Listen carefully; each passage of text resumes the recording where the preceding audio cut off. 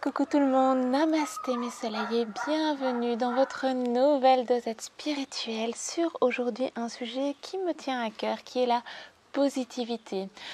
Alors, est-ce que être positif, c'est être forcément naïf? Est-ce que c'est tout blanc ou tout noir? Voilà, c'est un petit peu ce que l'on va aborder aujourd'hui dans cette dosette spirituelle. À tout de suite.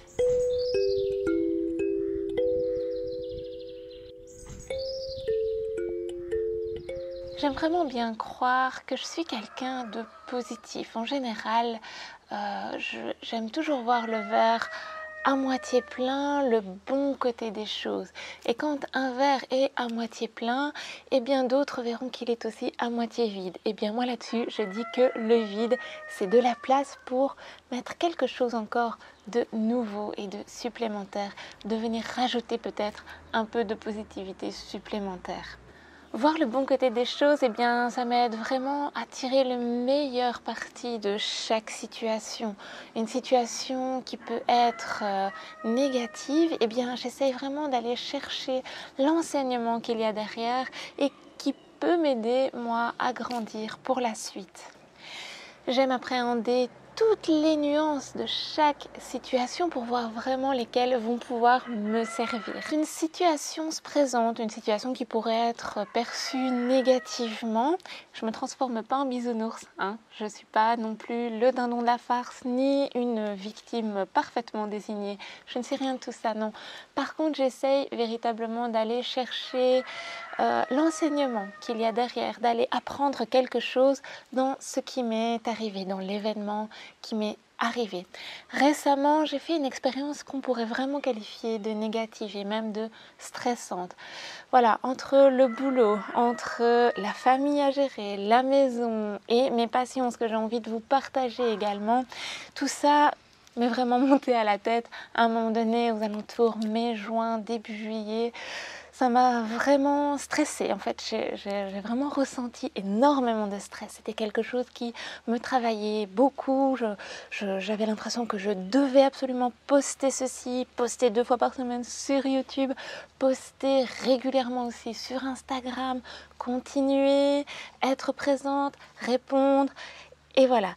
Et en même temps, je devais être présente pour ma famille. C'était une période stressante au niveau du travail. Le mois de juin, c'était vraiment quelque chose d'intense. Et voilà, c'est des périodes comme ça où on peut être un petit peu stressé. Et moi là, je l'ai vraiment super mal vécu.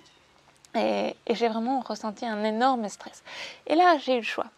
Je pouvais rester dans mon stress, je pouvais rester dans un cercle qui commençait à s'amorcer dans un cercle négatif, ou je pouvais me poser un petit peu. Et en écoutant la bienveillance de mon entourage, de mon mari en particulier, en écoutant mes amis qui m'ont vraiment conseillé de faire une pause, de prendre du recul par rapport à ce qui était le moins important, qui était Instagram et YouTube, soyons clairs, c'est quand même moins important que le travail et la famille. Eh bien, je me suis dit, oh mon Dieu, je vais me trahir, je vais trahir tous mes objectifs de vie, je vais trahir toute cette mise en place que j'ai réalisée jusqu'à présent. Eh bien, tant pis, j'ai pris le risque, je l'ai fait parce que c'était absolument nécessaire, c'était ça où je pétais un plomb. J'ai vraiment dû prendre du recul par rapport à, vous l'avez vu, par rapport à YouTube, je poste un petit peu moins. Cet été, ça va être comme ça tout l'été. Instagram également, j'ai pris énormément de recul par rapport à ça.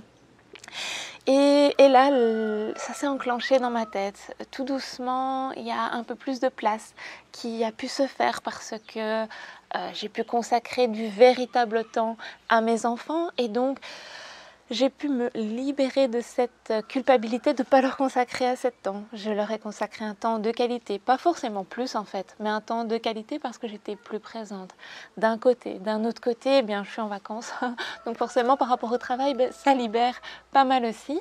Et donc ça a pu me permettre vraiment de faire ce travail sur moi, de prendre du recul par rapport aux choses qui étaient essentielles et ce qui ne l'était pas. tout ça m'a libéré du temps de réflexion, du temps de créativité. Et la créativité, justement, elle est venue débordante. Il y avait plein de choses de nouveau qui se mettent en place maintenant. Et je vous en parlerai avec grande joie au mois de septembre d'un nouveau projet. Mais ça, c'est pour plus tard. Dans l'immédiat, ce que je voulais dire, c'était que ça a vraiment libéré du temps de créativité, du temps de réflexion et du temps pour venir me dire « Ok, cette expérience, franchement, aurait pu être une expérience négative, mais j'ai appris quelque chose. J'ai appris quelque chose et donc elle s'est transformée en une expérience d'apprentissage. On n'est plus dans la positivité ou dans la négativité. J'ai appris quelque chose et je pense que c'est quelque chose qui m'a un peu transformée pour la suite. Dans cette expérience, finalement, ce qui aurait pu être négatif, ben voilà, c'est la situation de stress, le ressenti de stress. Et ma positivité m'a amené un petit peu à prendre ce stress comme un message intérieur, un message venant de mon intuition, de mon corps, que mon mental n'arrivait plus à entendre. Et qu'il était temps aussi de revenir à plus d'harmonie entre l'esprit, le corps et la vie de tous les jours. Finalement, il y avait un décalage et je manquais d'harmonie, je manquais de fluidité dans ma façon d'être. Pour revenir à la positivité en elle-même, je pense que être positif, ce n'est pas mettre un voile rose devant nos yeux, ce n'est pas se cacher les choses et se dire oui, oui, ça va, tout va bien. Non, c'est accepter, accueillir que la tristesse ou le stress peuvent être des expériences qui sont aussi positives parce qu'elles nous apprennent une chose très importante sur nous à ce moment-là. C'est aussi se dire peut-être que l'univers a placé cet événement sur notre chemin parce que nous étions prêts maintenant, ici, à apprendre une leçon importante. Parfois, notre âme a besoin de ça, elle a besoin d'épreuves pour pouvoir évoluer et l'univers est tout à fait capable de mettre sur notre chemin ce qui est en résonance avec nous. Je vous parlais dans une autre vidéo de vibration quand je vous parlais de la nature. Je pense aussi que l'univers met sur notre chemin ce qui vient vibrer avec nous, avec ce que l'on émane. Et à partir de là, elle met sur notre chemin les épreuves que l'on est capable, là maintenant, de recevoir parce que c'est ce que l'on vibre à ce moment-là.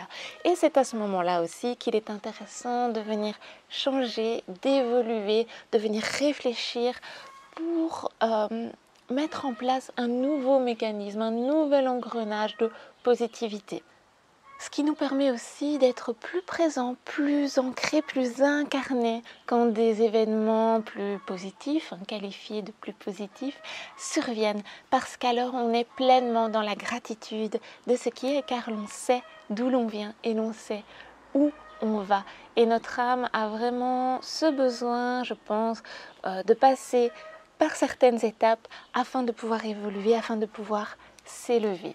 Voilà, c'était le message peut-être un petit peu barré que j'avais envie de vous partager aujourd'hui.